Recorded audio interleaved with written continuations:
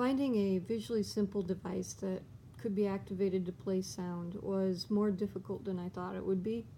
The most visually simplistic one I found was this massager, and it produces a low hum.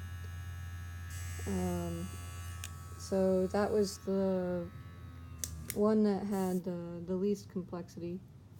The Bumble Ball also makes noise, but also is quite haptic, and doesn't stay put when you put it down. But I've been told there's other uses for that, maybe not necessarily CVI related, but definitely for students who are visually impaired. And then finally I found this little music player, which it still has a lot of colors and flashing lights, but was more simple than most other toys that I could find. Last but not least,